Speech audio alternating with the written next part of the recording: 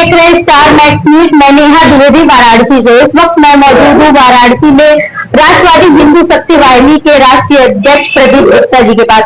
उनसे हम बात करने आए हैं जो एक आतंकी हमला हुआ है पहलगाम में, जो कि बहुत ही निंदनीय और दर्दनाक है।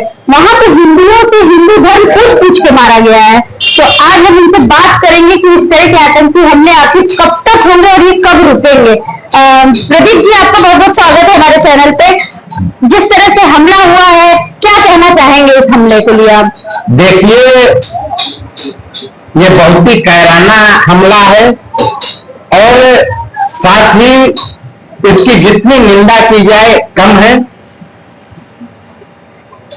संपूर्ण हिंदू जनमानस इस हत्याकांड से मर्माहत है और अब हिंदू जनमानस को और जो देश में सच्चे राष्ट्रवादी हैं उनको ये समझ लेना चाहिए कि आतंकवाद और दहशतगर्दी का एक ही धर्म है और वो है इस्लाम, मुस्लिम धर्म।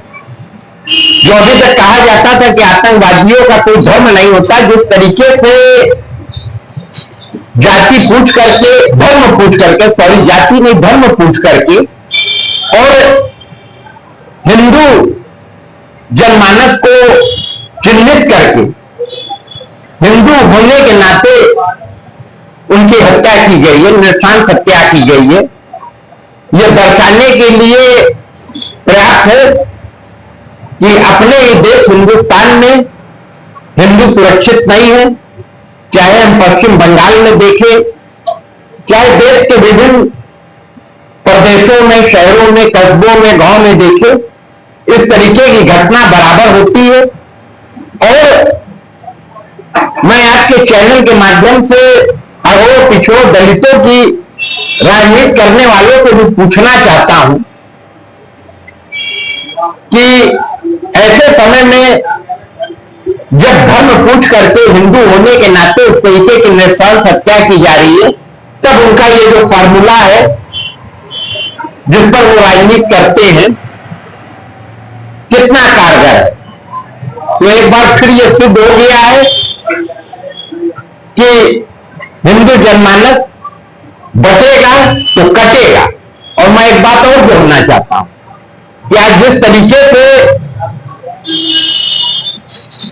पाकिस्तान जैसा देश जिसका जन्म हिंदुस्तान के द्वारा हुआ, हिंदुस्तान पाकिस्तान का जन्मदाता है, वो आज आजादी के इतने सालों बाद भी, पृथक देश के रूप में अस्तित्व में आने के बाद भी पूरी तरह से एक आतंकवादी देश हो चुका है।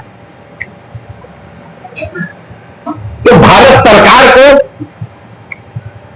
ऐसे आतंकवादी देश को दुनिया के नक्शे से खत्म करने के लिए, पाकिस्तान का अस्तित्व समाप्त करने के लिए एक दृढ़ राजनीतिक इच्छा शक्ति के साथ विचार करना चाहिए और पाकिस्तान जैसे आतंकवादी देश को, जो कि देश कहलाने के लायक नहीं है, उसको दुनिया के नक्शे से समाप्त करने के लिए जो बन पड़े वो कार्रवाई करनी चाहिए।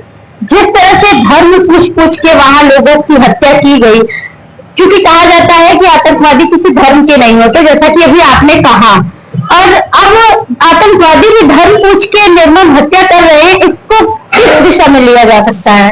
देखिए, ये हमारी बात कड़वी लगेगी और बहुत से जो सेक्युलर नामधारी राजनीतिक दल है और सेक्युलर के नाम पर राजनीति करने वाले लोग हैं, उनको मेरी बात कहीं ना कहीं तो खराब लगेगी। मगर इस घटना ने यह साबित कर दिया है कि अब हिंदुओं को भी धर्म के नाम पर ऐसे लोगों को देश से बाहर का रास्ता दिखाना चाहिए। और अगर भारत सरकार पाकिस्तान को दुनिया के नक्शे नहीं मिटा सकती है तो भारत सरकार को और इसके लिए हिंदू जनमानस को भी खड़ा होना होगा। जिस तरह से हत्याएं हुई, क्या इसको लिया जा सकता है कि ये वक्फ बोर्ड बिल के चलते ऐसी घटनाएं आई हुई हैं? देखिए, घटनाएं पहले भी होती रही और भविष्य में भी होती रहेंगी। ये घटनाएं तब तक होती रहेंगी जब तक हिंदू जनमानस और देश के राजनीति करने वाले इस इच्छा शक्ति से काम नहीं करेंगे कि अब ऐसे आतंकवादी धर्म का पालन करने वाले ऐसे आतंकवादी धर्मावलंबियों को इस देश से बाहर का रास्ता दिखाया जाएगा, क्योंकि जिन सिद्धांतों पर हिंदुस्तान पाकिस्तान का बंटवारा हुआ और अपने मनमर्जी से जो मुस्लिम हिंदुस्तान में रहना चाहता था वह हिंदुस्तान में रुक गया, जो हिंदू पाकिस्तान में रहना चाहता था वो पाकिस्तान में रुक गया। मगर आज पाकिस्तान के सारे हिंदू पलायन करने को शरणार्थी के रूप में भटकने को मजबूर हो गए। वो वापस हिंदुस्तान और अन्य देशों का रुख किए, मगर हिंदुस्तान में मुस्लिम जन समुदाय की संख्या बढ़ती गई, इनका जनसंख्या प्रतिशत बढ़ता गया। और अगर आप देखिएगा, जो भी पाकिस्तान के आतंकवादियों द्वारा हमले होते हैं, आपको यह बात जरूर संज्ञान में आएगी कि कहीं ना कहीं से ये सारी जो मॉडल सर्कमस्टेंसी होती है, जो रेखी होती है, जो मुखबिरी होती है, वो हिंदुस्तान में बैठे मुस्लिम समुदाय के लोगों के द्वारा होता है।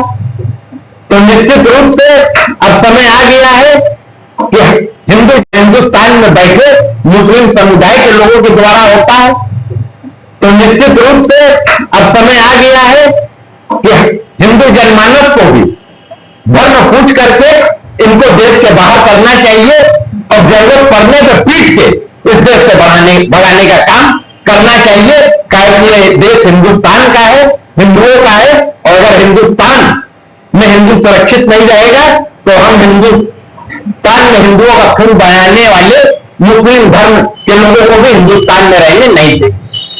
जिस तरह से पुलवामा हमला हुआ था, उस वक्त कहा गया कि पूरा बदला लिया जाएगा और बदला लिया भी गया, तो इस बार क्या करेगी सरकार?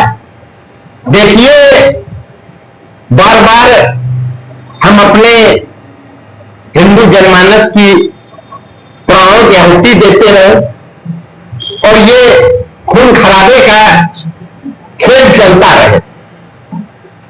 वो हमारे 27 को मारे, हम उनके 2 आतंकवादी को मारे और हम कहे कि हमने बदला ले लिया। इससे काम नहीं चलेगा। क्या करना होगा सरकार को? इसके लिए सरकार को करना होगा एक दृढ़ इच्छा शक्ति का परिचय देते हुए, जिस तरीके से जम्मू कश्मीर में धारा 370 खत्म किया गया, इसी तरीके से एक सैन्य कार्रवाई करके पीओके को मिलावे और साथ ही जितने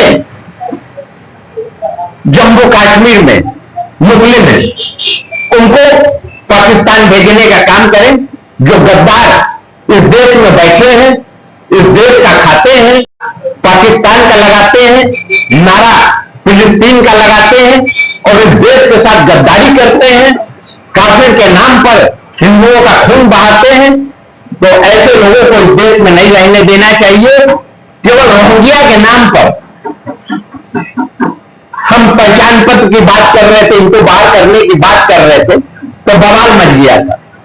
ऐसी घटनाओं के बाद और जिसमें यह भी इनपुट मिल रहा है कि हिंदुस्तान में रहने वाले, जम्मू कश्मीर में रहने वाले मुसलमान कट्टरपंथियों के द्वारा मुखबिरी की गई है, हमारे हिंदू भाई बहनों का जो खून बहाया गया है, तो ऐसे कट्टरपंथियों, ऐसे दहशतगर्दियों और ऐसे आतंकवाद को अपना धर्म मानने वाले और धर्म को आतंकवाद मानने वालों का इस देश में कोई काम नहीं है। इनको देश से बाहर करना चाहिए, तभी हिंदू सुरक्षित होगा और हिंदू राष्ट्र की घोषणा करना चाहिए, क्योंकि धर्मनिरपेक्षता के नाम पर अब हम और खून खराबे के लिए तैयार नहीं है। हम और अपने हिंदू जनमानस का कत्लेआम होते नहीं देख सकते। राष्ट्रवादी हिंदू शक्तिवादी उन लोगों के लिए क्या करना चाहेगा और क्या मांग करेगा सरकार से?